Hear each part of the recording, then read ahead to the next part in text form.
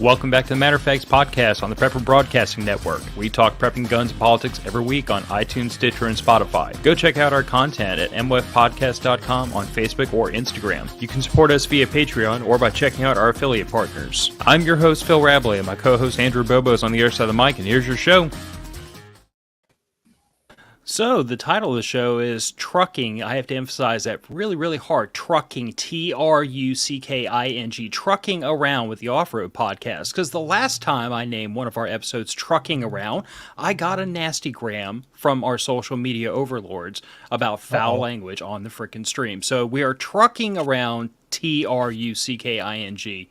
I think I've pissed the algorithm off badly enough. Ben, Aaron, Coy, hi boys. It's good to finally get y'all to sit down with us. Yeah, thanks for having us. Yeah. Love being here. So, like I was saying right before we went live, I have to do some administrative work, so I'm going to pass this off to the four of y'all to get into trouble without me for just a moment.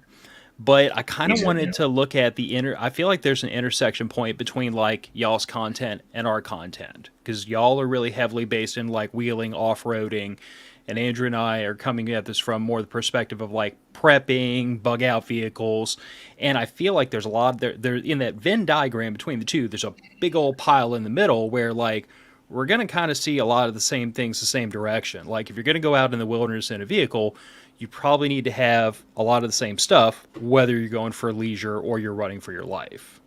You know what I'm saying, guys? Yeah, absolutely. Well, who doesn't keep 12 dozen phone books stuffed in the sides of all their vehicle doors while they go camping? You're going to have to explain to me the phone books, because now I'm very curious. Insulation. Armor, right? Isn't it supposed to stop stopping bullets? You just have to stack them really thick. Yeah. No. I think there's a Demo Ranch video about that where how many phone books will it take to stop around or something like that.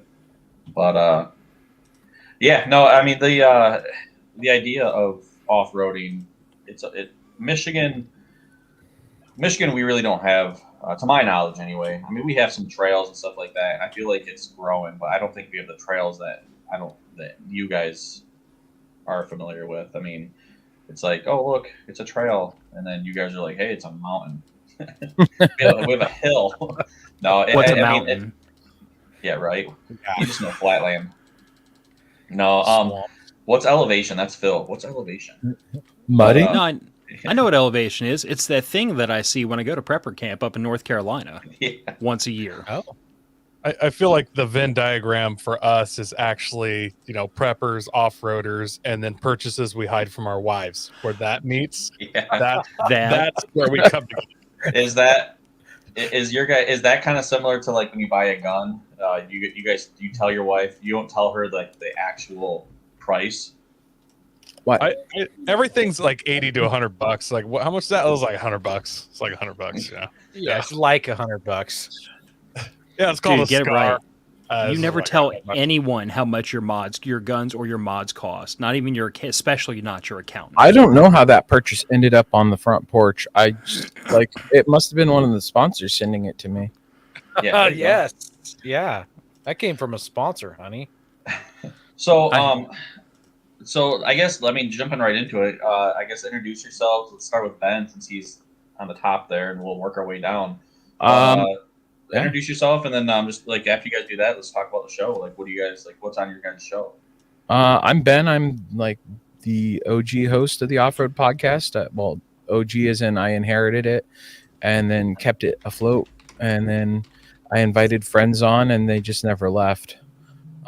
Which the next of those friends would be Aaron. That's it? You're just going to say that you have a name and you do a podcast? Maybe. Yeah. Nobody cares about anything else. Yeah. I figured the meat and potatoes would come later. All right.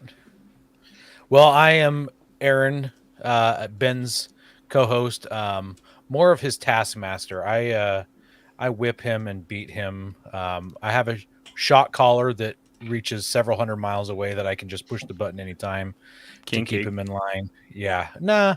Someone's got I don't ADHD. I don't think he enjoys it as much as I do anyways. But yeah, I'm also on the podcast, the Off-Road Podcast, and we do talk about all things off-road.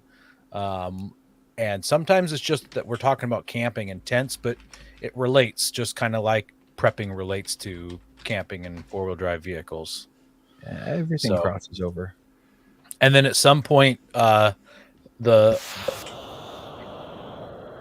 Oh, like, how come you don't ever invite listeners on?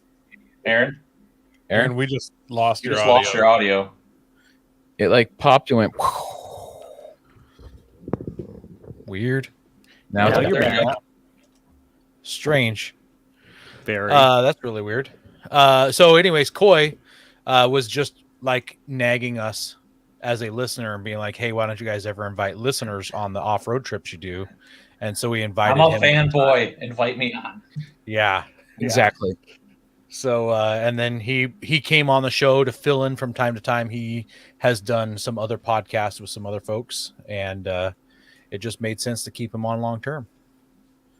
Yeah, we were like, hey, you're hired. Here's your salary, and you can't Salary. let- So actually, it was celery. Actually, to be honest, yeah. we gave him some celery. We split the profits 3 ways. Emphasis on profit.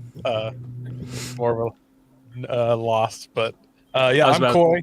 I'm the newest member of the Off-Road Podcast. I think I'm coming up on a year-ish or so, and then I guest hosted for a while. I've been off-roading for a while. I'm kind of just a general car nut kind of guy, but I've also been into your guys' side of the thing. I do some search and rescue stuff and just like to be in a state of readiness as much as possible. As long as it doesn't involve a lot of cardio or any, then I'm into it. Yeah. I mean, yeah. That's why So- we have cars. So Yeah, Andrews, cars and cardio, right?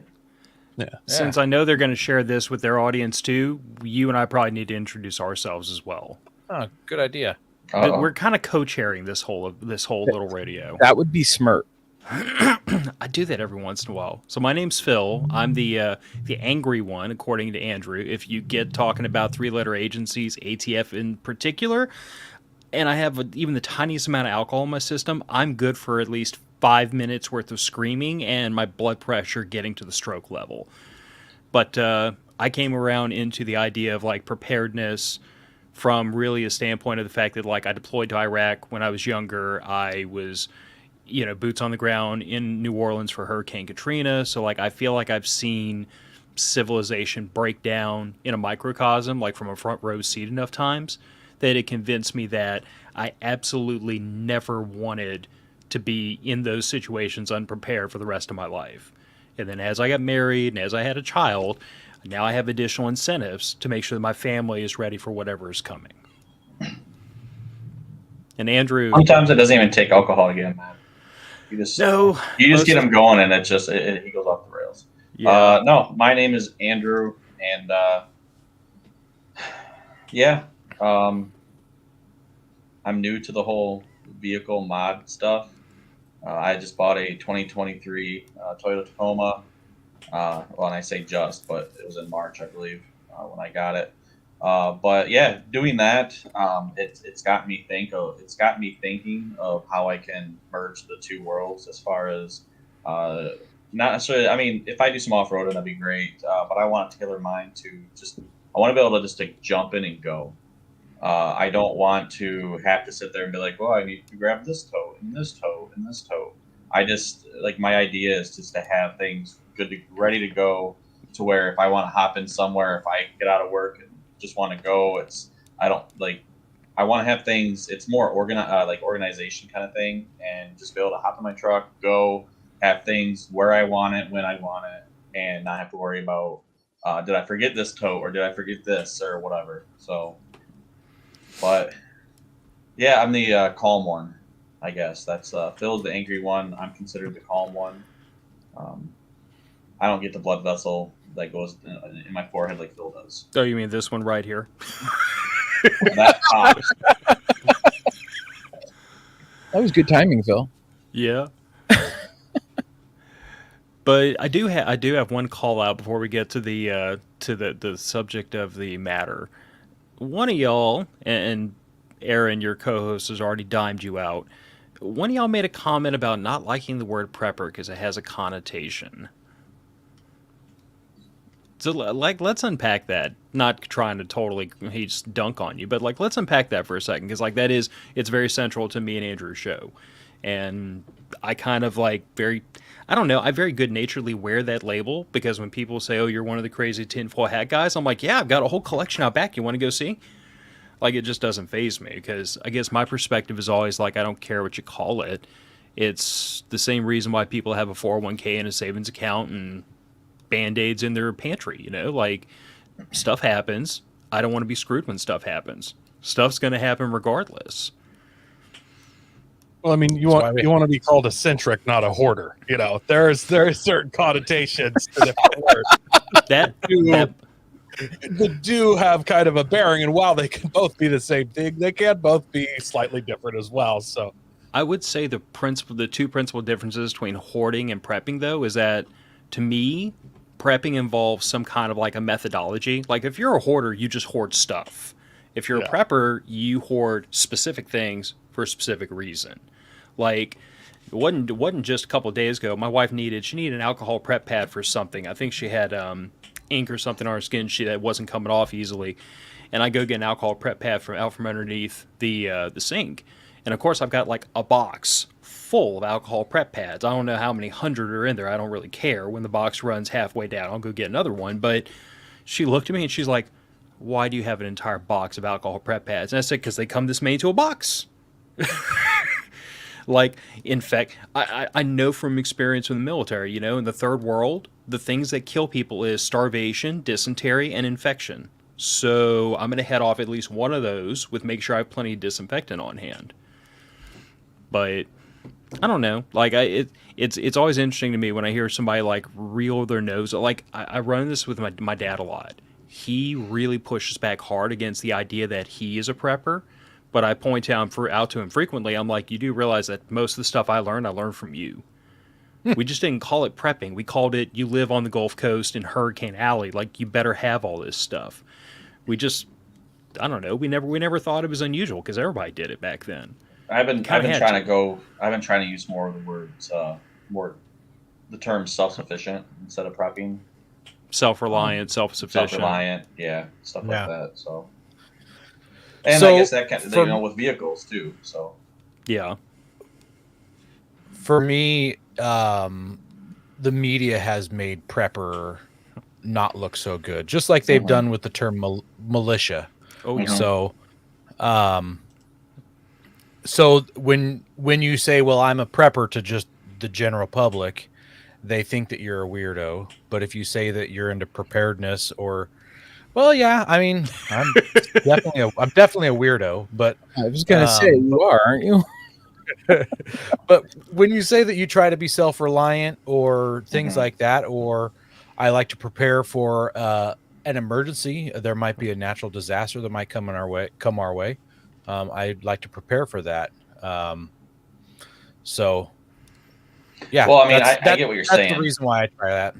Yeah, I get what you're saying because I mean, for years it was like, oh, you're a prepper, so like doomsday preppers, oh, are you like one of the doomsday preppers? Show passionately. I thought it was funny. I laughed my butt off on that show because I'm like it's just comedy, really. Like, there's nothing real. It's so scripted. It's not even funny. But you get that question. Well, oh, you're a doomsday prepper. Well, not really.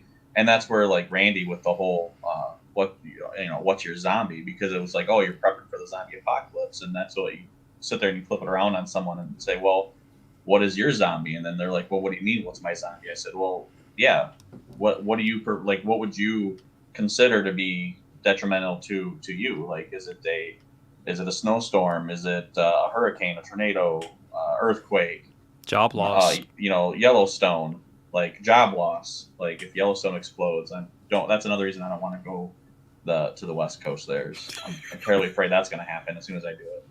But job loss, if your car breaks down, like, do you have the tools do you have the proper tools to fix it on your own? Can you afford to fix it on your own? Stuff like that. So that's where I really went toward the self-reliant kind of the terminology, just because it's like I'd rather count. I'd rather be able to do stuff on my own. So, Well, I Go prefer ahead. to use the my personal term is I like to be in a state of readiness. It's a readiness thing. Because if you drink a bottle of wine, you're cool, elite, and if you just get drunk on malt liquors, then you're an alcoholic. So we're both getting drunk, but we just call it different things. So yeah, that's kind of how I've always termed it, is a state of readiness. that's not wrong though. But I guess this kind of, to kind of dovetail this whole discussion towards the topic, like I was having a conversation with one of my coworkers today, who, bless her heart, she didn't know how to change a flat tire, and she caught a flat the other day. She had to like literally go track somebody down that was willing to stop what they were doing and come help her change a flat. And it kind of echoed back to like conversations Adrian and I've had about readiness and preparedness around vehicles, talking about like the ability to self-recover, the ability to self-help and self-diagnose. Because like having jumper cables is a great thing to have unless you don't have another vehicle within 50 miles of you. And then those jumper cables, you might as well wrap around your neck at that point for all the good they're going to do you. If you have a spare tire, that's great unless you have to drive 50 miles on that spare tire. And if you had a plug kit and an inflator, you might be able to get your full-size spare back down on the ground. It's to me, it's one of those questions about like, there's an element of, in an average situation, having a AAA card and $5 for gas might be enough to get you by. But if you're going to drive way out in the middle of nowhere, or if you're just going to drive cross country across roads you're not familiar with, you might be in the middle of literal nowhere when your vehicle decides to pitch a hissy fit. And the ability, having the gear and the tools and the know-how on hand to fix it and get back on the road is a godsend at that moment. But I'm still to this day shocked at how many people drive cross country these days with no air in their spare tire, no extra money for gas, no cash. They get on the road with like not even a screwdriver to their name. They pull a trailer or a camper that has like 6-year-old ball tires that's about to blow out the first time they get up 70 miles an hour. It's like this whole litany of things that people are doing on the road where it almost seems like they engineer a bad day. Like if there was a list, they check everything on that list to make sure their day ends up screwed up. So I don't know. I check the list pretty regularly, and I still have bad days. But imagine how much worse it would have been if you hadn't checked the list. Yeah, I'm notorious for bad days, but I'm prepared for them. So that is, I'd agree with that. So, getting into it, getting into it, yeah. How much is wheeling involved in bugging out? I guess quote unquote. Bugging out. I don't know. You're thinking bugging out. It's like, well, hey, I'm taking off. But I guess like for your guys' rigs, if you're loading up to go off for a weekend or for I don't know how long, how often, or the longest trip you guys take. But when you guys get ready to go, it's like, what do you throw in your vehicles? oh my goodness, what don't I throw in there? I'd have to say, at a minimum, I've got my tool bag, so I can at least engineer up something. And my tool bag has like basic, basic hand tools. I've got ratchet straps. I've got my recovery gear. I have a tote of just recovery gear, always in the back of my 4Runner, and it consists of shovel. Well, that shovel's not even in there; it's on top. Straps of all kind, recovery boards. Trying to think what else I've got in there. Winch line extension, pulleys, so that I can snatch blocks is the term. Shackles, all sorts of ways to help recover and aid in making it a smooth recovery versus a long recovery. And Aaron? on top of that, I generally have 5 gallons of water with me and 5 gallons of fuel with me as well. Usually when you do all these modifications to your rig, you don't get superb fuel economy. Fuel economy, what's that? So I always keep 5 gallons in the back of the bed of the truck with me. And then I always, before I leave the pavement, I try to fuel up at the last gas station that I can. So, and then we've got some form of communications.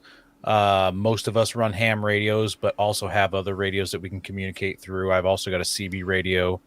I can carry an FRS. My ham radio can listen to FRS channels.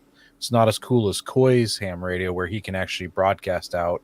Allegedly, If he totally allegedly in an illegal emergency for me situation.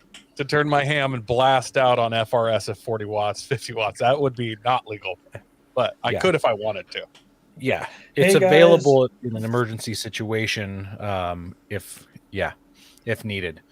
And then like lights. Almost every off-roader is a big fan of lights. So you can see far while you're driving or see close up when you're at camp and you've got some ambient light happening. Or be I hope seen. I left. Oh yeah, sure, or be seen. How about you, Coy? Anything that I left for you? There's a couple things that I keep in my rig that you guys haven't mentioned. I, carry everything basic, pretty much everything they just said. I also have a toolbox that I have over the years customized with the kind of exact tools that are applicable to my vehicle. So I have a Toyota. There's just certain sizes and different things. The common breakages would be probably the front. I haven't actually broke one yet, knock on wood, but the front CV shafts are a weak link in that vehicle. And so I have all the stuff to change one of those and to add more. When you pull those shafts, your front diff will, unless you jack it up really high on one side, you'll pretty much dump most of the oil out of your front diff. So I have the right Allen to pull those plugs and refill it. And then I carry an extensive tire repair kit. Obviously, I have onboard air compressor. Let's see. And then all my winching stuff, lighting. And then I keep a couple straps in there. A lot of times I don't carry stuff on my roof rack. I try not to, but occasionally you end up tired and want to throw something on there. Or you're picking something up. And then the last year or two, depending on the time of year and where I'm going, I bring an electric chainsaw. I have a still battery powered saw and a couple batteries, and I can recharge it technically in the truck. It just, Takes forever. It takes a while. Yeah. Oh, something we did leave out, which is big with all three of our rigs for sure, is our first aid kits. And we custom built those with a sponsor, kind of tailored towards being an outdoorsman. Like one of the things I've never seen in a first aid kit that you'll see in like the prepper or off-road community is like a tick remover. I mean, Lyme disease sucks, right? Oh yeah. Last thing you want when you're in the middle of the woods is a tick stuck in you and ending your trip really quickly. You want to get that sucker out of there quick as possible. I actually keep one of those in my overnight bag, like at all times. It just lives in there. Yeah, I imagine you have quite a few more there than I do here. I mean, yeah. I wouldn't say every camping trip we've been on we've come home with a tick, but we've come home with something. Like right now, we're all still nursing ourselves from chicker bites. We got into them while we were out hiking, and they just ate us alive. Yeah. But as far as like stuff that stays on the truck, not the stuff I load on specifically for like a camping trip, I mean, pretty much everything y'all listed. I don't carry a ton of recovery gear, mostly like a kinetic strap, shackle, soft shackle, stuff that I need to jerk somebody out of a ditch or get somebody to jerk me out of a ditch. And I've got recovery points on the front and back of the truck. It turns out that those kinetic ropes aren't the best at getting people out of ditches, as our chief ditch inspector will tell you. Yep. They just drag you along the ditch rather than jerking you out of the ditch. Yeah. Almost into a tree. It's terrible. I also keep a little bit of food in my truck, and it's kind of evolved over the years. Because used to, I could put whatever I wanted in there, and it was fine. And then I had children, and they decided they liked Cliff Bars, which was originally what I would keep because they're small, you can stick them in your pocket, lots of nutrition. But those are also snacks for them. And so then I just look back one day, and they've got my Cliff Bars, and then just once they realize there's Cliff Bars in there every time you get. So now I actually just go with dry freeze packed food. Yep.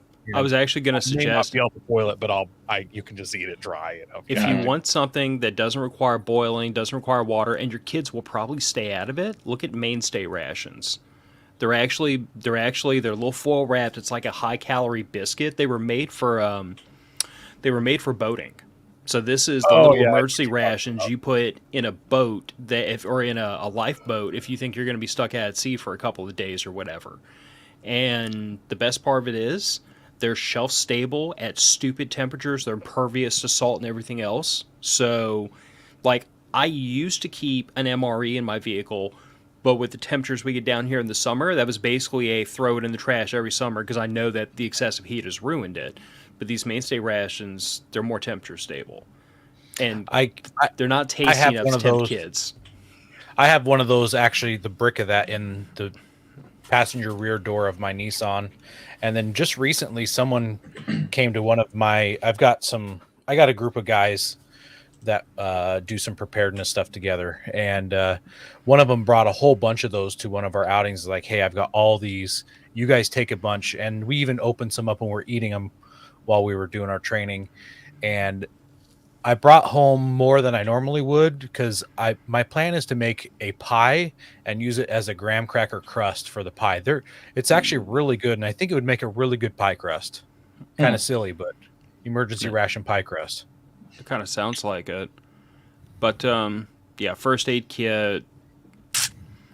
I do carry a couple of Element E50 fire suppressors. I keep one on the tailgate, one on the inside of the truck, just because they're smaller and lighter than a fire extinguisher. And at least what I took away from when I used to autocross and road race when I was younger was like the fire extinguisher is not to save your vehicle, it's to get you out of the vehicle. The vehicle is already gone if you haven't stopped the fire immediately. So that is to pop it, throw it on the floorboard of somebody's vehicle, and give me enough time to cut them out of their seatbelts and get them out. The vehicle's just already gone. I would say add a fire extinguisher in there too, just because if it's windy, that smoke's just kind of blow away.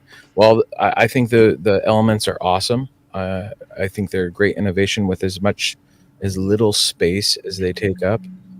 Having a real fire extinguisher, an ABC, is just it. I don't know. It's like, hey, I've got my carry gun, but I don't have a spare mag. I would carry the fire extinguisher just for the power move. If you're ever in a firefight and you just need some concealment, you can throw it out there and then shoot it. And just take the white, you can run through it. You probably get shot anyways, but man, you'd look cool. Somebody's been watching some John Wick movies. Oh, the one thing I always try to mention in this conversation, which a lot of people have never heard of. You ever heard of something called rescue tape? Yes. I actually carry some of that in my truck as well. That's funny. I do so too, yeah. For anybody in the audience not familiar, you can use this stuff to like band-aid up brake lines in a pinch. It's really good for radiator hoses, heater hoses. Like if you have something under your hood that is not holding pressure or fluid, this is a really quick band-aid for it. You've got to relieve pressure first, FYI, and use a lot of it. But I will say, also, I think it holds like 400. It's very heat resistant as well. Yeah, I don't remember exactly. For some reason, I want to say like 350 degrees or something. I'll also say that despite the number of people I've had tell me, "Oh, it's for temporary emergency use only," I knew a guy who wrapped part of a radiator hose and raced the rest of his season on it, and it wasn't leaking a drop when he replaced it. So I'm sold on the stuff. But pretty much everything else y'all have already talked about. It's just the idea that like this is like the minimum amount of stuff. And I saw somebody in the comment made the comment that, or the comment section commented that they didn't think about it, but that they have a first aid kit in all their vehicles, even their commuter. And this has been kind of like my big linchpin over the years for trying to encourage people to carry minimum medical equipment in their vehicle, even if it's just commuting, because like I've had to draw my concealed carry gun one time on a person in 17 years now. One time in 17 years, I had to draw on somebody because they were doing something I really wanted them to stop because I was in fear of my life. But I have beat police, fire, and EMS to 3 different car accidents on my 43-mile commute. So 3 times in the amount of time I needed. One time I needed my concealed carry gun. 3 times I needed my medical equipment. So that's just always the thing I tell people is I'm like, if you don't have a minimal amount of stuff for an emergency situation, you should think about it. And if you write it off by saying, well, all I do is commute, I mean, Andrew and I are kind of notorious for telling people you don't get to choose the day you're the first responder. If you're the first one there, you're it, ready or not. I mean, I would argue you could just nope and be out of there. Technically, you could choose, but I mean, it may not be the most ethical. May not be the most ethical, but the other way around I look at this is if I'm in the accident and I've got my wife and daughter with me, I don't have the ability to nope out of that. Like I have to be That's able true. to treat them. So, and again, like keep in mind, most people that are in the preparedness space are doing this because they want to take care of themselves and their families, not because they're looking to go out and play Captain Save the World. It's not what we're here to do, and I'm not trying to play paramedic every chance I get. It's just the fact that like if it's my loved ones, I'm not waiting for the paramedics. I'm gonna try to fix the problem myself while I call for help. One thing I would add to your guys' list here that I keep in my truck is rain poncho, rain gear. It's in the back. It's the Tacomas. They have a spot in the back of behind the back seat in the second in the back cab there. There's a couple nice little slots. Then they have some good storage underneath the seats, but I have a wool blanket that sits back there, and then I also have a Victos rain jacket that has gotten me through some good storms. But then I also have a tire patch kit, and then I have a portable inflator. Eventually, I'll have one, probably built in, possibly built in under the hood or something like that. But for right now, it's just a portable one. And then in the comments, Mark was saying season appropriate clothing. I mean, that's exactly here in Michigan. It's the leaves are changing. I mean, today it was like 55. It was pretty nice out, rainy, but it's starting to get colder. So it's going to start snowing here soon. I wouldn't be surprised here about a month we'll start having our first snow. So this is usually the time that I throw in my Carhartts, my down jacket, and thicker boots, thick winter boots, and some winter gloves is what I throw in now. So that's pretty much. And then med kit. I have 3 med kits, I think, in my vehicle, usually at one time. I mean, one on my headrest, one fully loaded out med kit with a bunch of crap in it, and then a smaller IFAC that is in my backpack. But yeah, medical is one of my biggest priorities. So yeah, it's hard not to have to be a hoarder of medical gear. Like my son slipped this summer on the trampoline. For some reason, he was wearing his socks, and we had one of those scary moments of did he break his neck? He's crying on the trampoline. It's like, don't move. So it's like, oh, I don't have a neck brace. Okay, how can I brace your neck?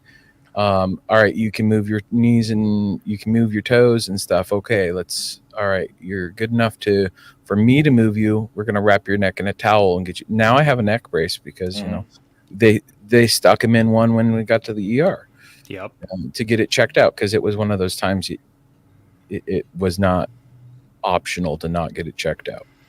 Yeah, neck brace is neck brace to me. They're at a reasonable price online. Where if you get them at a good place, I mean, I highly recommend not buying anything ever medical on Amazon. Never ever buy anything medical on Amazon. I don't care what it is, especially tourniquets.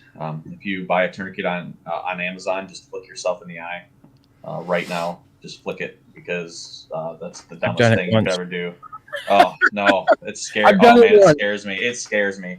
Oh, it scares me. But no, neck braces. Yeah, I have a neck brace. I don't know. I could list off all the crap I have in my truck, and a lot of it comes from I was on the fire department for a few years, so it kind of I saw but I mean, tourniquets are the number one thing that I have in my truck. I mean, I have probably 6 or 7 of them stationed or within the couple med kits and my IFAC and stuff like that because I've been the first person in my private truck on scene for a gunshot wound that required tourniquets and stuff like that. So, but yeah, no, medical is big. But yeah, I mean, I need to get. Hang on. Did you give the gunshot wound as well, though? Because No, I just, no, I was the first on scene because I put it in him. First on scene if you shoot them, but Well, I mean, I do say, I mean, the thing is, though, is I believe that if you are prepared to make holes, you should actually be able to patch holes as well. So, but no, the one thing that I'm lacking, and the one thing talking to you guys, I need to really get is some recovery gear. I need to get some ropes. I don't have a winch yet, but I do need to get some recovery boards. I've been researching heavily into what recovery boards and stuff to get. I know Max Track's a pretty popular brand, but I know there's a couple different companies out there. Honestly, this is good. This is gonna hurt some overlander feelings. But Yep. Get a winch. Yeah. 90% of the time that I've used in my groups that I've gone out with, we've tried to use traction boards. It could have easily just as been solved with a shovel or just a winch. A winch alone would have gotten us out of that situation. that's actually what I was gonna say. Is before you even go that route, I'd say get a shovel. Because like I have a little bitty pack axe, a little bitty Throw that in the folding tree trash. saw. Throw that in the trash and get a real shovel. Full Because size shovel. full size at a minimum. What is it, like the 3/4 half shovel with the D handle? But even then, just get a full size shovel. I've done a lot of work with that little thing though. I'm kind of attached to my e-tools from Army days. All right, that save is the the E-tool. trauma from the Save the- military. That is your trauma from the military speaking. you are a civilian now. You Dude, have I the dug a lot of ability- holes with that little Carry. thing. You have the ability to carry a real shovel now. Save the e-tool for using at the latrine. and I mean honestly, if you're gonna plant a tree in your backyard, think about that little e-tool and think about a real shovel. It takes Sounds you 4 fun. minutes with a real shovel. It take you half hour with a little one. Y'all underestimate my autism. But no, the other thing I was going to point out was like twice I've been asked by neighbors to unstick their vehicles when they like parked with a wheel with an open diff or a front wheel drive vehicle. They parked one wheel in the mud and one wheel in the concrete and dug itself down in the friggin' dirt. Twice, because I'm the guy with the truck. I've had people come over to my house and be like, "Hey, dude, can you get me out?" And I would just reach out and say, "Give me the keys." And I go get in their vehicle and self-recover it, because like that was something that was impressed upon me forever ago when I was still enlisted, was if the vehicle can move, it's not stuck. You just need to quit doing stupid stuff and move it where you want it to move. I guess So, it all like, depends on your definition of stuck. Because Well, I've buried some vehicles in the snow where the tires move, but that No. vehicle's not going anywhere. I mean, if the vehicle can physically move forwards or backwards, see. you're not stuck. You just need to stop doing dumb stuff. Because like that was the whole problem in both cases, is they were just sitting there churning that one wheel further and further into the mud. And then when I got in, I put the vehicle in reverse. I very gently like milked the brake a little bit, gently depressed the gas, backed up to the end of the rut, put it in drive, and then very gently got kind of ahead of steam and up and out the rut. Did it twice in a row. I guess my point is like there's a running gag about how the first thing you need to mod in a vehicle is the driver, the loose nut behind the wheel, and I always subscribe to that. I fully agree with what you just said. Like, obviously, driver skill is pretty much the number one. I mean, a guy in a Miata can smoke somebody in a Corvette. I've seen it happen because one guy was amazing, and the other guy was just an average guy. So I should probably tell you that when I was road racing and autocrossing, that was my car. It was a 96 Miata. And I used to piss off a lot of Porsches with it. I had an S2000, same deal. So, been there as well. But there's also, there is a time you need to know when to call it. Maybe the truck still moves, but you're working it deeper into the ditch. Just because it's still moving you can get it to where it won't pretty easily. So, there is a point where you need to stop before you end up on your frame rails, kind of thing. Yeah, no, and what's interesting is this conversation reminds me of, I've said this on our show before, but there was a time when I was in college, the college I went to, basically it was on the side of a pretty steep cameras here. So basically, I mean, the hill was like this. Like it was. I mean, it was a pretty steep hill. And in the when it would freeze rain during breaks and stuff, we'd go outside. And at the time, I used to smoke, and so we'd go outside and we would smoke and we would watch cars attempt to get up that hill in the freezing rain. And that was the most comical stuff that we would watch it and we'd be like, hey, okay, we're gonna bet a cigarette, we're gonna bet like a beer or something. Okay, this guy, he's going, he's trying to get some speed, and as soon as like, and people don't, for some reason people don't understand, like as soon as your tires break that traction, punching the gas and punching the gas to try to get traction does nothing for you. Like if anything, it's like let your foot off the gas, let your tires re-grab, and then slowly start creeping up the hill. They don't understand that if we punch the gas and they think that they're going to get traction, and that speed of the tire turning is going to help them up the hill. But there's been a lot of times where we've watched cars get hit because people have lost traction on the side of the hill and they just slide right down, and you can hear the whine of their tires going wee, like trying to get traction, and they just slide and they end up at the bottom of the hill. So yeah. What one question I have for all of you guys, I'm new to owning a truck. I think that I used to own, God, when I was 16, I owned a little four-wheel drive, like little, was it a little 4-cylinder, like 4-banger, single cab Toyota truck, back in the day. Now I have my other truck. What are some regrets that you guys, like pieces of kit that you would highly recommend staying away from for somebody that's new to like wanting to mount their vehicle? Like, what are some regrets? If you have any. We already talked about the recovery boards. I own a set. Ben owns a set. Coy, do you own a set of recovery boards? No. Okay. I do kind of regret making that purchase, and I have successfully used them, but I could have gotten out with other things at other times. They haven't been that helpful to me, and it might just be the area I live in. The type of snow we get here in the Pacific Northwest is totally different than other places, and I don't do a lot of stuff in sand where they were designed down in Australia and stuff like that. We get really so wet that here. Yeah. You get what? Another thing, Wet snow. wet snow. Oh yeah, so we here in slush. Michigan we get pretty wet snow too, from the Great Lakes and everything.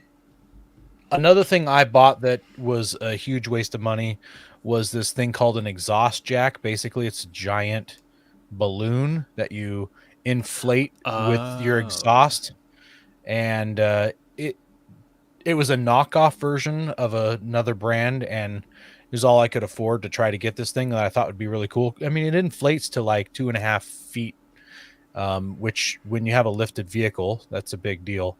But it never functioned properly. It was always a pain to try to use.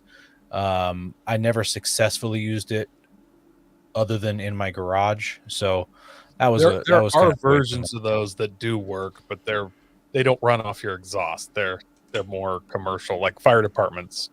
I used to, The bladders, like the inflatable. Yeah. It's similar to that, airbags. but it's supposed to work off your exhaust, and it's not. But there are bladders you can hook to your onboard air that do work. I think I saw one of those in I can't think of the show now off the top of my head. Anyway, they had one that I saw. I remember seeing it on the show, and I was like, "What the heck is that?" And I researched, and I was like, "That looks cool in theory, but I doubt I'm going to get it to work right because I'm stupid." I do a lot of research, mostly because I can't afford to spend a lot of money, so I do a lot of research ahead of time, and that has helped this me. Stuff is expensive. It is. And you've got a Tacoma, so you're paying Toyota prices when it comes to products. The Toyota tax, yeah. The Toyota tax. So like a lift kit, I'll start off there. You can do spacers if you decide you want to lift. You decided that, hey, where I'm going to go bug out or where I want to go explore or go camp, you do a spacer. The problem with it is it puts a strain on your struts. And the factory Toyota struts, they're what, a 1/2 inch, Coy? Talking about the very, very bottom of them. I've got Yep, a that half 2015 inch. Tacoma. Yeah, Yep. it ain't much. Yeah, it's maybe a half inch. I've seen more of those bend and break because of spacers with people, and I've run spacers. Sometimes that's the cheap mod that you've got to do, but Spacers are a temporary lift because you're going to get one real lift next year. Yeah. That's the way. Yeah. They're fine for a limited time. Buy if you can. Wait and buy the real deal, and then save yourself. Because hey, you've just spent $70 on a piece of metal to lift you up 3 inches. When hey, if you would have waited a couple months or a year or whatever it takes you to save that gun purchase that you told your wife was $100. You know, save that. Buy the lift kit properly. If you're doing it yourself, hey, that's one less time you've got to do it in the garage. If you're paying someone to do it, that's at least a Toyota's 3 hours up front, an hour in the back. So 4 hours of shop time plus an alignment plus whatever sales tax and upmark they have on the price for you. Mm-hmm. If you do it yourself and you do it right, you know, it's 4 hours of your life you're not going to have to go spend it. And if it's your first time ever doing it, it's going to take you a lot longer than 4 hours. And you're in the rust belt, so whatever rust is built up, if your vehicle's older, you've got to fight through that too. So it's like buy once, cry once on some of those. Like I especially if you've got the budget to do it, like do it right the first time. Yeah, I can understand that. I kind of looked at on my truck because, I mean, I bought my 2015 with like 70,000 miles on it, and when it got to about 110, you could definitely feel that the shocks were no longer hunky-dory with their daily life, especially because I upsized the tires to 265/75s, so an extra inch of tire and the extra weight, and the shocks were completely and totally not happy with me anymore. But I happened upon a guy that had apparently bought a brand new TRD off-road and had it on the tires like 6,000 miles before he put a lift on it. So I snatched up his entire suspension, I think for like $250. Nice. Brand new shocks, brand new mounts, factory Bilsteins, and the 2016 and later springs on the second gen trucks actually leveled the truck out almost perfectly. So there are some deals to be found, but I do agree with you about, I was going to say takeoffs can be a really good value. Yes, they can. Yes. They've saved me. Well, and especially when you look at like, I mean, y'all know this, but when you start looking at the amount of like parts commonality that Toyota's bin has, like, you know, there's so many parts in common between the 4Runners, the FJs, and the Tacomas across a pretty healthy range. I mean, I was explaining to Andrew when he was looking at his third gen Tacoma, I'm like, yeah, dude, like your frame, your suspension, I'm pretty sure your brakes, like most of your truck is backwards compatible with mine. So, yeah, you I know, think 05 to 23 share a ton of parts in all the, well, FJ Cruisers didn't. They were much shorter span in those years, but between the 4Runners and those, like a lot of the parts are the same. Yeah. Well, and but it's how not dare you insinuate that 4Runners and FJs have rear disc brakes like the Tacomas? I meant front discs. You mean your drum brakes? Or sorry, yes, rear brakes. Yeah, I have disc. Yeah. Yeah. But- How dare you insinuate that? And now Well, I mean- imagine interchangeability. So I'm in the Nissan world. I can take the engine out of the V8 Nissan Titan and put it into my truck. I can take all the front suspension and literally bolt it on. I could take the front axle shafts and differential and put them into my truck, and I've got a Nissan Titan type suspension drivetrain on my Nissan Frontier. Hey, didn't you do that? That's right, I did. Little known fact that Nissan trucks are the AR platform of the off-road world. Just all the parts, AR10, AR15, yeah, like this all just goes. Well, I mean, call it what it is. The OE manufacturers spend a not inconsequential amount of money designing all this crap. So the more different vehicles they can use it in, the better it works out for them. And you know, while the OE equipment is not always the highest performing or, you know, going to get you all the likes on Instagram, it's usually pretty freaking durable and it's fairly well designed because of, I mean, it becomes an economic question at a certain point of who can spend more to design this part perfectly, Toyota, Nissan, or two guys in a garage. Nothing against two guys in the garage, just Sure. when you're dealing with a company like Toyota or Nissan, if they're going to build this control arm, could you build stronger? 100%. Could you build stronger for less money with this amount of vibration resistance and isolation and all the different things that Toyota and Nissan tried to do with that part? Probably not. Yeah. So, I mean, sticking to factory parts isn't always a bad thing. So if you are a Ram 1500 guy, okay, you're out there, and you're like, that's not an American truck. I'm sorry, yours is Mexican. The Nissan is built in Tennessee. The Tundra is built in Texas. So some of these Japanese vehicles are American vehicles at that. So I've worked with a lot of these guys in America, and I prefer my vehicles to be built in Japan. Like, I'm blue collar, man. Like, I'm calling it. Yeah, that's true. So, when we discuss vehicles, like I'm looking to build up my truck, tailored around just kind of wanting to get up and go and just be able to hop in and go camping.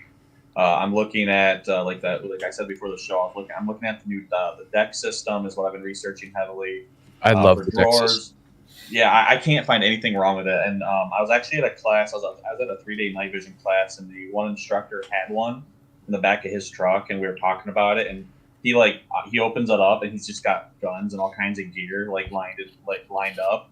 And then he's like, "Yeah," he goes, "What's really nice is when I go camping, I got a couple kids and my wife." He goes, "This box here is all my night vision gear and a bunch of different stuff." He's like, "I take this box out, I put this box in, and it's all of my camping gear."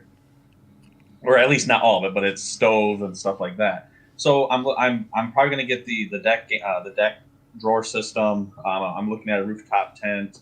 I'm looking at like a mid height bed rack, and so I mean that's really what I've been really heavily. That's basically the $6,000 or whatever the next chunk of my life exactly is going is to be.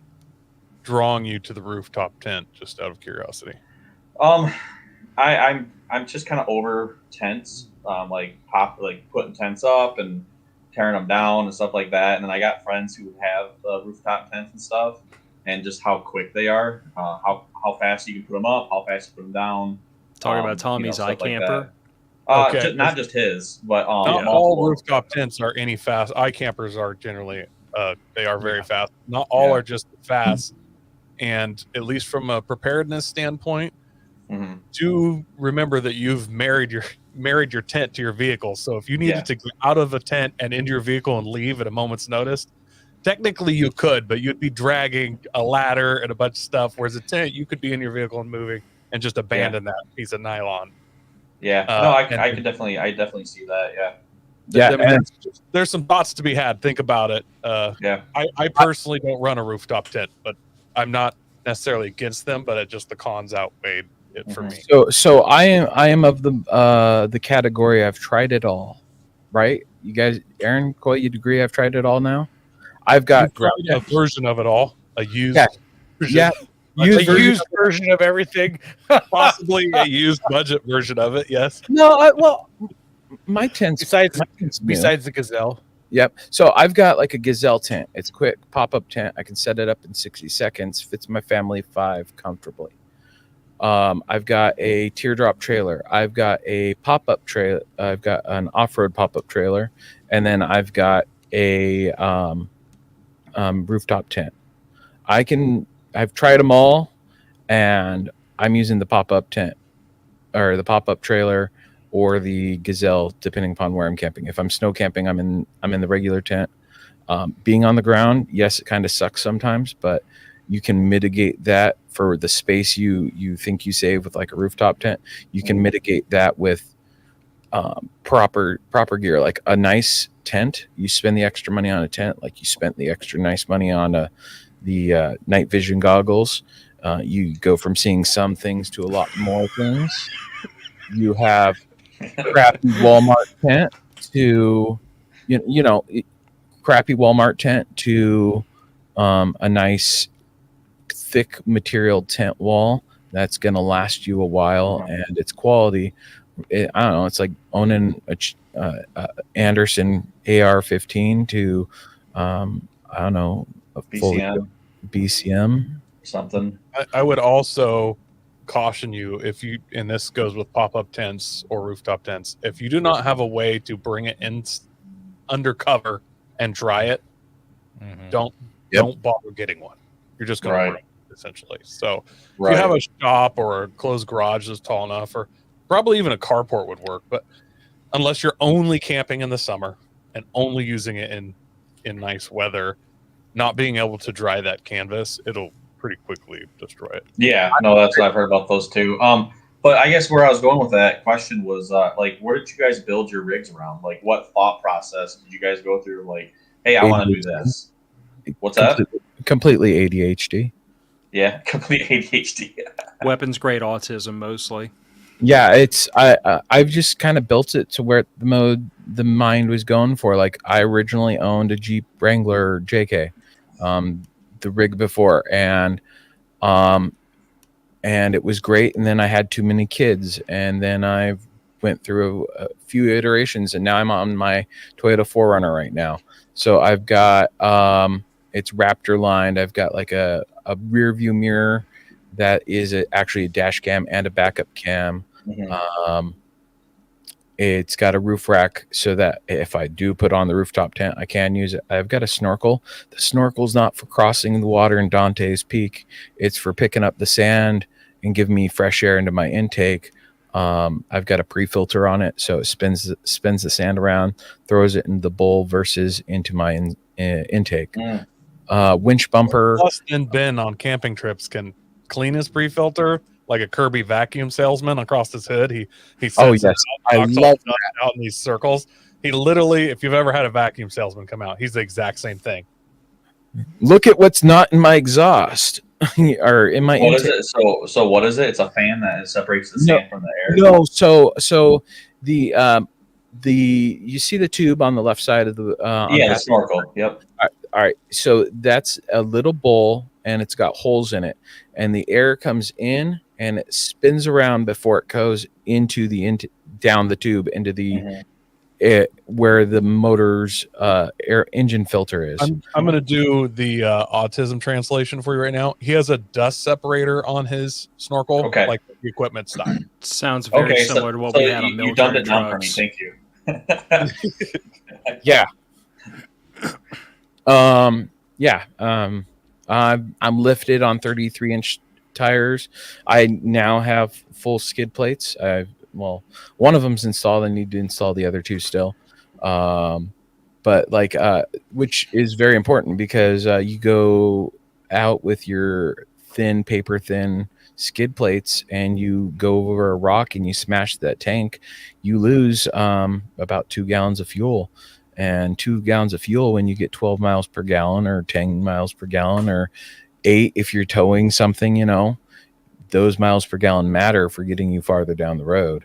And then you're stranded because it says you still have gas, but you don't because there's a big dent there. Aaron, what about you? So I've got a 2008 Nissan Frontier and 4-door crew cab, 5-foot bed. I have put almost as much from a Nissan Titan that will bolt on that I can. So I've got the V8 engine and transmission. I've got the front differential, which has an ARB air locker in it, and the Titan axles. I've got the Titan hubs up front, which let me have oversized brakes, and it also changed the bolt pattern. So now I'm running a super common wheel pattern. So basically any Toyota wheel will bolt onto my truck. And apparently the new Ford Bronco beadlock wheels will also bolt onto my truck, as long as I'll clear the calipers. They're really large brakes. I drive my truck like a race car, and I go through brakes often, so having larger brakes is a big help. The rear axle is factory. I have some wheel spacers back there. They're actually wheel adapter spacers so that the rear matches the front. And that rear axle has a factory locker in it. I've got full set of skid plates. I've got rock sliders. I've got a custom rear bumper. I've got a aftermarket front bumper with a winch in it. As far as the engine goes, prior to me doing the V8 swap and after, I learned from my sport compact car days to leave the engines alone in things. I caused more reliability issues with cars by making them faster and having more horsepower than it would be worth to want something reliable for wheeling and camping or even bugging out. So as cool as it is to do all those engine things, mine is completely stock. I just haven't touched it. I haven't upgraded the coils or added spacers to things like intake manifold spacers and tried to turbocharge it and all those things. So yeah, Mark says fix it till it's broke. That's something I was well known for when I was younger. I've got some extra lights on it. I modified the headlights so that they've got HID and projectors in them so they can be brighter. I've added a ham radio, like I mentioned earlier. You can see that in the bottom. I've got a row of switches down there. I added heated seats to it, which I bought from Amazon, and they have slowly failed and stopped working. So mine's got a lot of work done to it, and I'm on 35s with my truck. I totally forgot the plethora of lights I have on mine.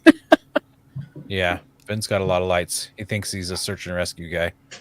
Yeah. I mean, technically, anybody could become one if you get lost, or if you're looking for somebody that's lost. Ben does all those things. Yep.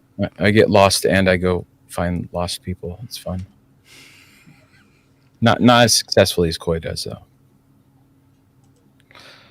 I wouldn't say that I'm that successful, at least not at finding them alive. So I have a 2010 FJ Cruiser.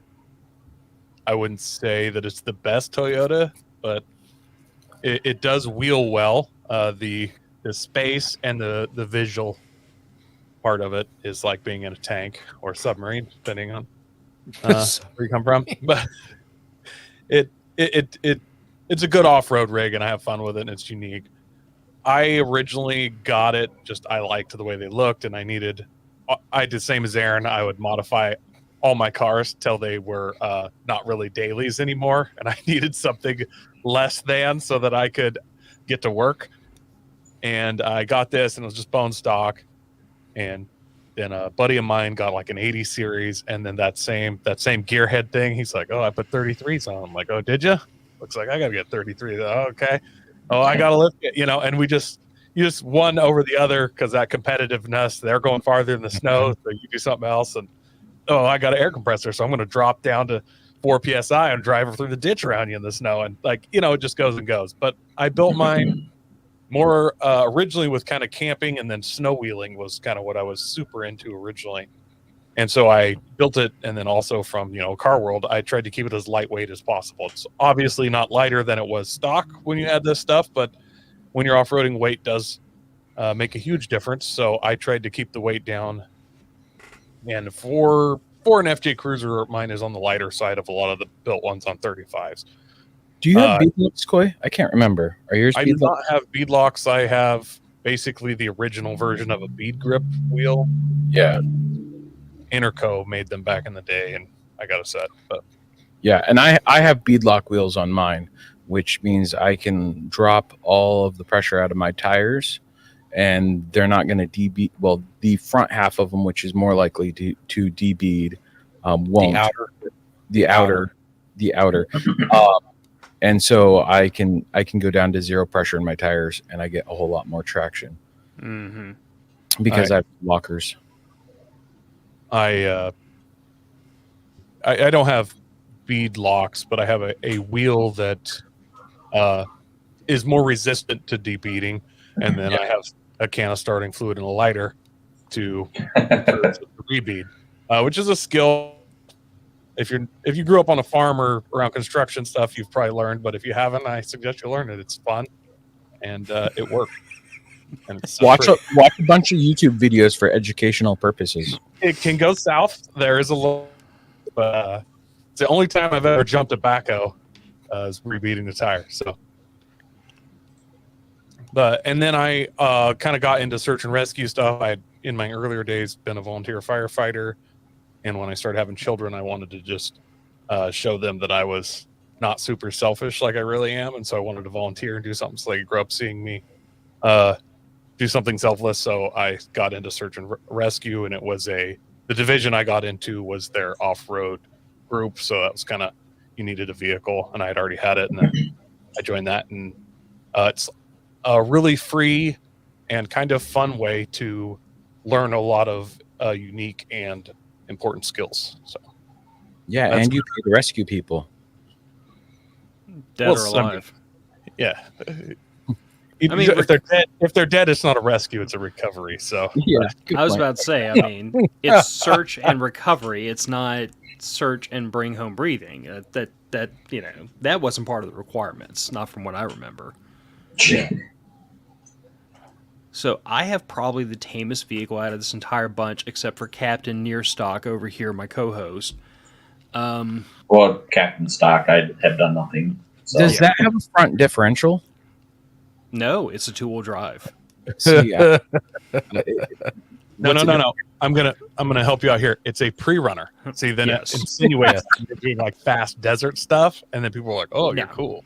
No, it's called trophy truck. It's called every 4-door Tacoma I've ever seen as a pre-runner. I've never seen one of the little five lugs, but I got it because it doesn't snow down here, and on the rare occasion it does once every 10 years, we just shut the entire state down. And I would challenge people that I've driven this 2-wheel drive truck off the pavement more than most 4-wheel drives around here have. I just have some common sense about where I'm not supposed to go, because I don't want to have to call anybody to pull my ass out, and then me have to take all that bull crap off of them. But, I mean, I put a soft topper on it, mostly just for extra cargo capacity. I've got the factory roof rack on it, and I have a roof basket that I've modified to be able to attach to it in a pinch when I need the extra cargo capacity. This is primarily my family's camping truck. So a lot of what I've done has really been in the vein of like trying to make this thing support 3 people for a long weekend, with probably the more recent upgrade being putting a 12-volt power all the way into the back of the truck so I could run the fridge right off the battery in the bed. And in the process of doing that, I left my options open to add a house battery and a DC-DC charger with PV input in the back of it. I just can't quite convince myself that that's an appropriate use of $1,000+ right now. Ooh. Well, you could theoretically do it for a little less, a little cheaper, and get good use out of it if you're going to need the wattage, depending upon what your wattage needs are. Yeah. Well, and part of what I wrestle with is the fact that like I have a Jackery 1000, and I've got the pair of 100-watt solar panels that come with it. So like I can run the fridge pretty handily and charge watches and phones and stuff like that off of that for a weekend. Matter of fact, 2 weekends ago, I was out camping with my family, and that's what we relied on for power the entire time. I mean, we had a 30 amp sitting right there if we needed it, but I really wanted to lean on the Jackery. And the only reason we were really at a power deficit is because we had so much tree cover. So, like, we didn't have great sunshine. But Andrew and I ran this thing at prepper camp, and, like, we were hovering between, like, 60 and 90% battery throughout the day. So, yeah, Jackery systems, they work as long as you got the sun. And even then, you can charge them off your vehicle if you're in a pinch, which I've done. That's what I've done is that night vision course I did. I have a fridge. I bought a Goal Zero, the 500 from Goal Zero, and I did not get I have not gotten the solar panels for it yet. But basically I would just sit there and throughout the whole entire day I would just run the fridge the entire day off of my Goal Zero. And then when it cooled down a little bit, I would unplug it and I'd plug it into my truck and let the Goal Zero charge while the fridge the fridge was in the back of my truck. So it got down. I turned it down to like 27, 28 degrees, and then within the 4 hours, 5 hours, and then break in the break of the class, halfway through the class, I would just go back in the. It was high enough to where I would plug it back in, and I'd run it till the next day. Like it ran really well. I was pretty impressed with the battery. So yeah, being able to charge off your truck is definitely nice.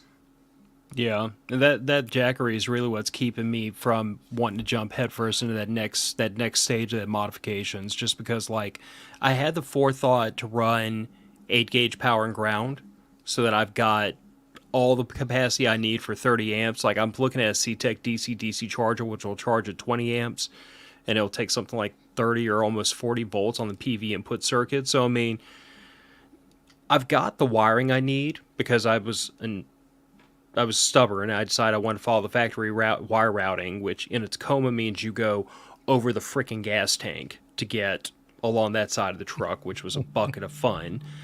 But this is the way I am when it comes to modifications, especially electrical.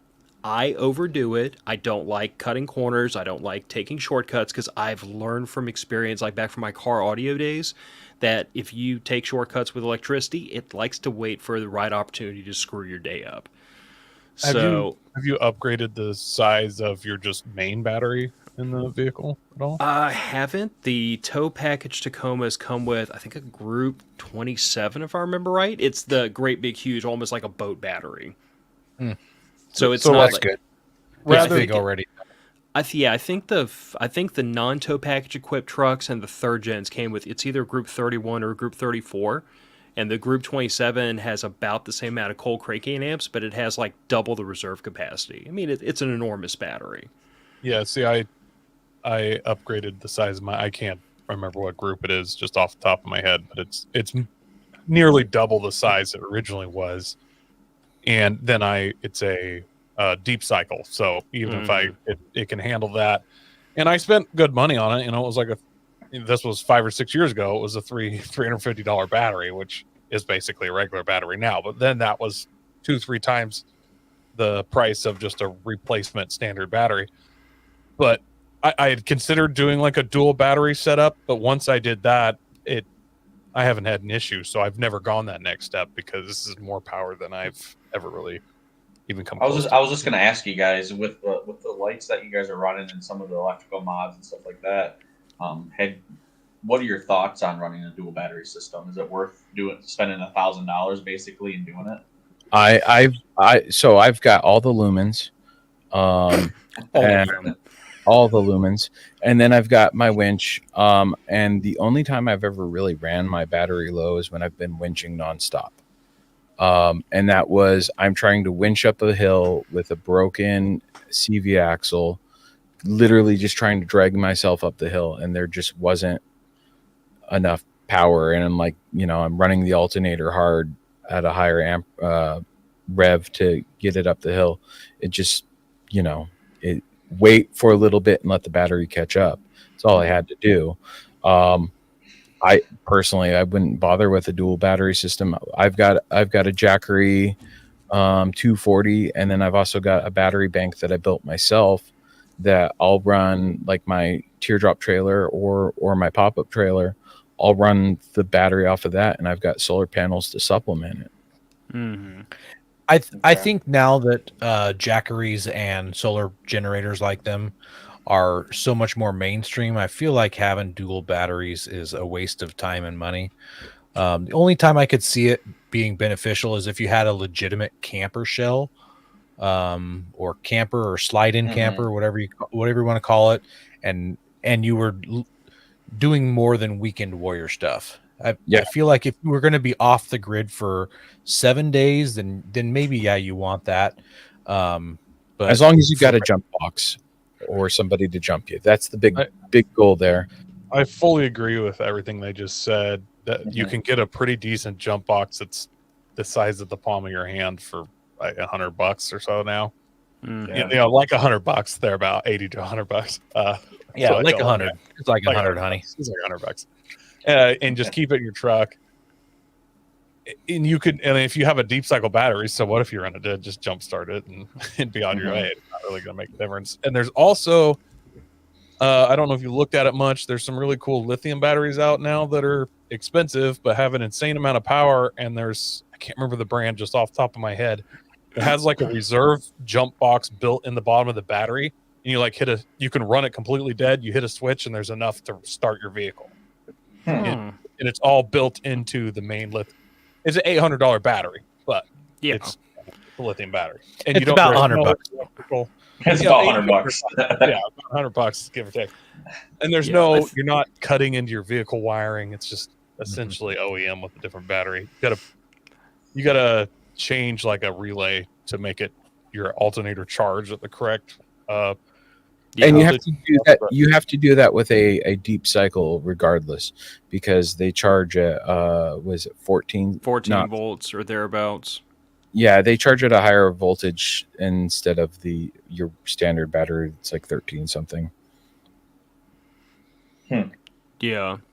I mean, I guess my only incentive for like a dual battery system or having a separated house battery is just the fact that like it would really convert the Jackery into a total backup, because I'd basically have another 1,200 watt hours worth of battery connected to the truck and solar plumb straight into that. And then every time I fire the truck up, I'm charging the battery 20 amps. But again, there's a reason why like it wasn't much more work to pull an 8-gauge wire versus a 10-gauge wire to leave myself that avenue down the road. And I guess this is like a cautionary note, because earlier we were talking about, has anybody ever done a mod that you regret? I found that because I've been modifying vehicles, again, going back to when I first started driving when I was into car audio, like, I have plenty of regrets from those days. I didn't know what the hell I was doing. I had to learn stuff the hard way. But I've found that as I get older, my affinity for having to tear out and redo stuff has diminished to zero. Yeah. So I really, really research and plan and design, and like to the point where, I mean, like when I upgraded the car audio system on this truck, I made the decision early on I was going to leave the factory head unit in because it's fully integrated into the dash and into the backup camera and everything else and satellite radio, and I wasn't fooling with it. So I intercepted all the signal wires coming out of it, ran it into an amplifier that has a digital signal processor built into it, ran all those outputs straight back into the factory harness, but I built all those harnesses and everything on my bench in my garage. So I literally, with factory connectors. So I just literally like walked out to the truck, mounted everything in place, click, click, and the whole bypassed the whole, I integrated into what was already there. But I guess honestly, you could take like that DC to DC charger and the solar panel and hook it up to your actual battery on your vehicle. So if you're out in the woods, you don't have to start your truck to charge it. You can still run stuff off it. Upgrade the battery itself to a deep cycle if you really want to try and get a little more hours out of it, and then call it good. And then just shut off the charger when you're ready to leave, and you've got a full battery or close to. Yeah. Again, and they now make solar panels that attach to the hood. Yeah, they're super Olaf, and you'll be super cool guy with it. You'll be all the Olaf. That's there's something about $500 for an 80 watt solar panel that just makes my skin crawl. That you can't direct at the sun. Yeah. Actually, cool anecdote. This past camping trip, usually I'll put the solar panels on the ground and I'll super nerdy, like angle towards sun, get them at just the right angle to try to get max power out of them. Well, this time, because of all the cloud cover, I just opened up these briefcase style solar panels, threw them on top of the soft topper, and said, whatever you get, and you don't pitch a fit about it. And I was pulling in like anywhere from 60 to 80 watts on a pair of 100-watt panels. There you go. So 200 watts possible. The Jackery caps out at 140 watts, and I was doing 60 to 80 because they were just in no way, shape, or form optimized. But then again, at prepper camp, Andrew remembers like every hour I was back there twisting the panels just a little bit, and we were charging it 120, 130 watts all day long. It was beautiful. That is awesome. Yeah, you got to kind of choose, is it worth your time to chase the sun or not? Depends on how much power you're going to use. Yeah, or your state of inebriation, because you do reach a point where that's a lot of brain work. Yeah. So The other thing about dual batteries that people often don't think about, once again, that's a lot of weight. You're adding a lot of Mhm. weight to your vehicle. I mean, batteries are heavy, and then all that wiring and whatnot. So Yeah, Yeah, and especially it's when not you're on stock like me. I'm still on. I mean, I got the off road. My Toyota's a Tacoma off road package, so I got the Bilstein shocks and stuff. But at the same time, you look at your payload and stuff like that, and you add like I said, I added like the deck system's 200 pounds, depending on what roof rack you get. That's weight, and then on top of that, you have a cooler full of food. That's weight, and then if you're like, well, I'm gonna do a deep cycle second battery. That's weight. Yeah, so it's like you. And I'm like, well, I don't.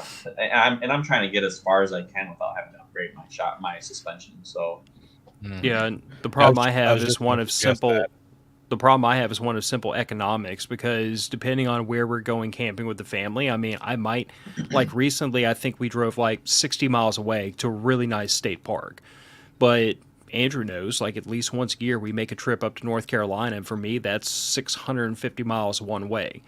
And the difference between being able to make 19 miles per gallon on the highway fully loaded or making 14 hurts a lot more when you're talking about that much mileage. So like I don't know. I'm envious of those guys who can just shrug off making 8 miles per gallon, but like that makes my stomach hurt a little bit when I think about driving the distance we do for some of these camping trips. Because we don't always want to camp down here in the swamp. We want to go see cool things like hills, things we don't have down here. you guys get 8 miles to the gallon? No, I don't. But I had that experience in my dad's 3/4 ton truck pulling his 32-foot camper. Aaron, what I were you was gonna say earlier? Shocked. I was just going to say that it's not just the cost of the battery. Those dual battery systems, it's not just like you throw a battery in and you lash it to the other one with a couple cables and you're good to go. Most of those dual battery systems, you want monitors and you want auto cutoff switches and all this gizmo and gadgetry. Because you bought that second battery, you want all these other accessories to go with it, and it just balloons the cost and the complexity. At a bare minimum, you need a battery isolator. Otherwise, two batteries are going to fight with each other. They sure can. Yeah. Yeah, and that's Especially what- if one's a deep cycle and one's a lithium. Then they're definitely going to have a fist fight. Well, that's what this company that I was researching it, and it's nothing that I'm looking at all doing, but I was just researching it, and I can't remember what the company is, but they make a system. I mean, it's like without the battery, it's $1,000, and it's basically they give you the mounting brackets so that they basically give you two new mounting brackets, one for your current battery, one for your new battery, and they give you all the wiring and everything like that, and then they actually give you actually I think the package does come with the unit that basically it's for the brake or whatever you want to call it. So basically, you turn your truck on and it will pop, and it'll so you can charge it, the second battery, and then as soon as you turn your truck off, it closes, and so it separates the battery. So you're Just a drawing relay. off of you're just drawing off of your second battery. But still, though, $1,000, and that's not even including the battery. I'm not made out of money, and at this point, with stuff that I want to buy and stuff that I want to do with the truck, I would rather put that money towards a mod of some kind, even if it's just something as simple as different tailgate or something like that, like the different tailgate cover. But And I'll say that since we're talking about electrical stuff, like I don't know if y'all looked at the price of copper lately, but copper wiring is not cheap. No, I've Nothing just else heard cheap my right now. shop. It's expensive. So I guess to start rounding this out, let's end this out with a hypothetical. What if you had to pick one thing that is mandatory? I said every truck, but let's say every vehicle. One thing. Everybody should have this in their vehicle, whether it's You because are you just don't want to be stuck or because you're going out in the middle of nowhere. What's the one thing? And you can't say medical. So I'm gonna rule all medical stuff out of bounds because you should just have that if you don't want to die. all right. Yeah. So We're going you're to taking the 10 essentials. Those are out of the picture. this is a vehicle essential, like a vehicle focused mod or product, A mod, not a a piece survival. of gear, a tool, a widget, you name it. Okay. air But compressor. one thing you would tell anybody that just got a vehicle and said, I want to start camping, I'm going to be driving a lot, I want to go, I want to go out on the trails. One thing you would say, you need to get this first. Tires. I'm going to say tires before anybody else does. All right, so and not used tires. They need to be yep, good tires. Yep, not used tires. I'd agree with that. I would actually go with an air compressor because, yes, I would say tires. Tires are an awesome. They are a great mod. Item wise, I'd say an air compressor because, while I'd say a tire deflator would be great. Honestly, you can use a stick. You can deflate your tires. If you're stuck, pulling out some air out of your tires will get you some more traction. A street tire, it's not going to gain you a whole lot more. It's going to gain you a whole lot more traction because they're crappy street tires. If you had awesome all-terrains or some mud terrain tires, it's going to get you a lot more traction. So at least being able to reinflate afterwards, after you've deflated, because tires are kind of necessary to keep you rolling down the road and not ruining the road. Well, at some cases that may be screw the road, but that say you have that spare, someone's got that flat spare tire. Hey, now you've got an air compressor to pump it back up. And you could even throw, if this was a situation where you couldn't go buy something, you don't have the funds to buy something, or the world has ended and you don't have something, you could throw a bicycle, one of those pump ones, and that it'll take you time, but you can pump up a car tire no problem with a bicycle tire. I know a guy who used to do it, so It'll take you forever. Mm-hmm. I used to do it on some 15-inch 215s, and I believe it was 8 pumps of the bicycle tire got me 1 psi pressure increase. Oof. So you can do the math, but That's a takes a workout. while. It takes a while. Yeah, you take breaks. You take breaks. I'm going to be honest. I hate to agree with Ben because it makes me look bad. You don't have to. We won't tell anybody. We'll say it was your idea.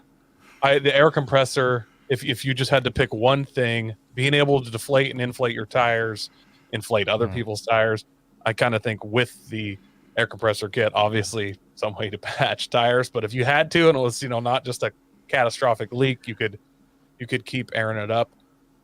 But just to be different than Ben, because he already picked that, I'm going to say comms. So a ham radio.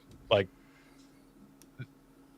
ham radios are not even just from a wheeling standpoint, from a readiness standpoint, and they're fun if you take a little time to kind of learn how to use it. There's repeaters all over. The distance you can talk on an actual, and I'm not talking about a handheld. Those Baofeng ones, everybody loves them. They're $35. I guess they're better than a smoke signal, but just barely. A real legit, there he's got one. It probably holds your papers down really nicely. A legit name-ish brand mobile unit that's 40, 50 watts in your vehicle with a propane antenna. The amount of channels you can run on there, and if you tune it with some local repeaters, like it's really nice. And you can actually there's enough guys that listen all the time. If you have your local repeaters and stuff on there, for those that don't know what a repeater is, it's essentially you'll program a tone and then the 2 frequencies, and you'll transmit on one frequency. It'll go up and it'll hit this tower, and that tower retransmits on a different frequency. And so your radio transmits on one and listens on another. So that tower is generally on a mountain where you guys are at. It's probably on top of a tall building or something. But amateurs have these all over. And you can get 100 miles if you're bouncing off a repeater, hundreds of miles quite easily. And guys listen to those all the time and talk on them. So if you ever needed help and you were out of cell phone service, you could call somebody on there and say, hey, I need help. Here's where I'm at. And those guys, they would love for that to happen. Like, they're waiting for that kind of stuff. It would give them hero syndrome so hard. Oh, yeah. they would. And get your license if you're going to get a ham radio. It's actually really easy to get. And I'm not a ham guy. I have buddies that are really big into it. I'm not going to call it a sport, but these guys are into it to the point where, just out of respect to their hobby, try to learn some of the rules and abide by them. Like, the guys are really into this. And so, yeah. Yeah, actually, that reminds me. I have to renew my ham license. Andrew, you should renew your ham license. Yeah, I need to renew my ham license. Hey, there's your reminder to renew your ham license. Yeah, I should do it. I'll do it next week. My addition for this, one thing you should always, and this is free, it costs nothing, and it's something that a lot of people I would hope do, but something tells me they don't. I would say pre-plan your route and a timetable, and make sure that there's a responsible third party not going with you that knows that plan and that timetable. Because more than once, somebody has gotten hung up in a bad situation and nobody knew where they were going, nobody knew what route they took, nobody knew when they were overdue. Like, as a general rule, I make a point of doing this every time I go out by myself. My wife knows what route I'm planning on taking, like, you know, barring any deviations for like gas stations or anything, but she knows the rough route I'm going to take. She knows what time I should be arriving. The people I'm going to meet all know what time I should be arriving. I'm usually texting them every now and then to keep in touch. And if it gets to a certain time and Phil hasn't shown up yet, everybody already knows this is the direction we go to backtrack where he should be. So, like, that's just something I would encourage anybody that's, whether it's wheeling or even if it's just a daily commute to work, like, it would be really useful if you would tell somebody who cares enough about you to come looking for you, this is the route I plan on taking, so that at least they know where to start. Or, God forbid, if they have to tell law enforcement where they think you are, they know to say, he said he was going to take this highway, this path, this, you know, you've given somebody information that will hopefully lead help back to you. Just don't be an idiot and go out by yourself and don't tell anybody. Unless you're into that kind of thing, then go have a party. Well, cover his body. Aaron's my safety buddy. Like, if I'm going out and I'm in the middle of Montana, I usually tell Aaron where I'm going in a general area. He may be 3-4 states away. And the cool thing within the off-roading community is we've got these recovery groups in different states or areas that you can reach out to him and be like, hey, my friend was supposed to be report back. He was in this area. He hasn't. And that way he's at least contacting people that are at least semi-competent that might be able to help me. Because unfortunately, like, I tell my wife where I'm going, she'll send out the troops, yeah, but they might be ill-equipped for the areas I'm going. Because, like, we go snow camping, we go, 3 feet deep usually, Coy Aaron? Yeah, sometimes more. Sometimes that's just more. gross. That's a lot more. I don't know how deep it is. So it's got a good base. You could be 10 feet deep. I don't know. Yeah, and a lot of, like, they send out the sheriff. They're going to get to the start of the road. They're going to be like, "Yep, nope, never mind." Yeah, they're not going to pick it. And so you get the right troops out earlier on. You know, I'm not saying don't tell somebody where you're going to go, but when you don't, man, it really reels you in. You know, because you'll be like, "Man, this road's totally washed out," but I think there's enough room for me to get by. And they're like, "No one knows I'm here by myself. It would suck to crawl out with a broken leg 34 miles. Maybe I'll not do this." So, you know, it does pop things into perspective. Keeps you from being too dangerous. So yeah, I have this thing called healthy fear of my spouse, and the last thing I want to have to explain to her is why the truck is on its roof. So I don't do dumb stuff ever. So I did want to make a point here. We're talking about necessary modifications, or maybe we're past that, but I wanted to circle back just a tiny bit and think about, like, when you're watching the 24-hour news cycle and they're showing these third world countries and they're driving Toyota Corollas where we are wheeling hard, and they're loaded down with 5 guys in them, 5 sandal wearing dudes. 6 goats are on top of it. Yeah. And AKs. Yeah, they got goats hanging out the trunk. The dude driving is holding a chicken while he's navigating this cliff road. Yeah. And they're on bald tires in this Toyota Corolla from 1985. And they're going to places that we're going with our off-road rigs on 35-inch tires and lockers, and we're aired down. So our vehicles, stock vehicles, are a lot more capable than we give them credit for. I guess that's where I'm going. If you have some experience with it, it's not just like driving in the snow. Somebody who doesn't know what they're doing, any vehicle they'll wreck. Okay, like they'll get in the sweetest all-drive Audi or Subaru and bounce off 3 guardrails. But if you even if you have a stock Toyota Tacoma and you say you guys came out with me, Aaron, and Ben, and we went on 3 wheeling trips, your level of skill would increase just from say 3, all-day trips, multitudes higher of what you could do and the confidence you had in that truck. Yeah, learning your vehicle and pushing it and learning your limits and how far you can push it really helps your driver's skill. So many people get hung up on building their rigs that they forget to take them out. And then they have this overbuilt rig and they're going to the mall or they never made it to the trail to begin with. It's like, I want to get into overlanding and I spent $100,000 on top of my $50,000 Toyota Tacoma, and they're relying on their mods instead of a driver's skill. They're engaging their lockers for everything when you could just pick a better, safer line through, a ditch or some rocks. Like there's a lot of just driver choices you can make rather than needing 19 inches of rear suspension articulation. Can I just say that something that makes me irrationally angry, and I acknowledge it's irrational, is when I see one of these Roverlander trucks, and their Rotopacks have never had a drop of anything in them, and their undercarriages are spotless.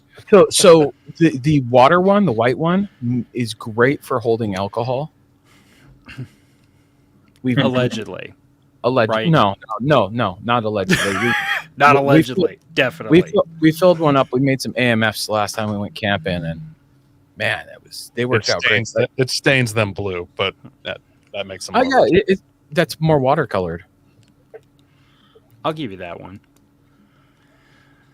Well, guys, it's been an hour and a half. I've seen 2 yawns already, and it is getting a little bit late. I do appreciate y'all coming on the show. It's been a world of fun, and it's been kind of interesting to see the crossover between our 2 worlds, because Andrew and I are, well, maybe more Andrew. I'm definitely not driving through 3 feet of snow ever in my life if I can avoid it for any reason. Just wait till the just wait till the polar everything switches around and the north becomes the south becomes the north. I still live close enough to the equator. I think I'll be okay. Nah. We'll get you snow. Unless you have to do a 90-degree flip for them. Just turn it on its side. There you go. In the snow, you can have way bigger campfires. There's no bugs biting you like those chiggers you were talking about earlier, and usually there's no people out there either. Yeah, that's how I prefer it. Less people.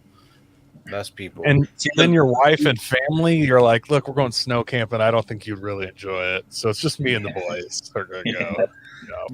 The thing I like about this type of year, as soon as the temperature dropped and its leaves started changing in the last couple months, no mosquitoes, basically no flies. It's awesome. Susan and her pack of brats aren't out there camping either. What's that? I said Susan and her pack of brats aren't out there camping either. Exactly. So all the premium camping spots are mostly taken up by those van life guys. So you just got to go out a little deeper. Or the RVs. There you go. But thanks guys for coming on. It was awesome having you guys on. Yeah, it was great coming on. Thanks for having us. Yeah. No, it's certainly our pleasure. I appreciate y'all coming on and kind of sharing that perspective with us, because going way out in the middle of nowhere is not a regular occurrence for me, certainly. And it's just interesting to see, kind of bounce those ideas around, and then for the 2 of y'all to say, that's not exactly the brilliant idea you think it is. But that's the only way we ever figure it out. It's either the hard way, and I'll take a well-informed opinion over figure it out the hard way most of the time. Unless it makes for good scars and good stories, then sometimes it's worth it. Absolutely. But Matter of Fact's podcast and the Off-Road podcast going to head out the door. For our audience, y'all know how this works. If y'all want to see these 3 hooligans back on again, all you have to do is ask, and I'll ask them, beg, borrow, plead, steal, maybe even abduct one of them if that's what it comes to. And we'll get back together another time. Well, don't worry, Phil. I'll just come on and I'll be like, hey, when's the next book coming out? And, and we'll you bastard. I'm actually into the abduction thing, but when you got to suck me up with the beam by my chest, not let the bag into a van. I want that cool one where arms are back. Sorry, I don't do the alien abductions. I do the black bag operations. It's a different kind of abduction. Those are much more uncomfortable, I hear. They can be, a little bit as long. But I'll tell you what, waterboarding is bad, but probing, could be fun. Never depends. You seem like a nice guy. I'll waterboard you. I won't use diesel. Fair enough. Fair.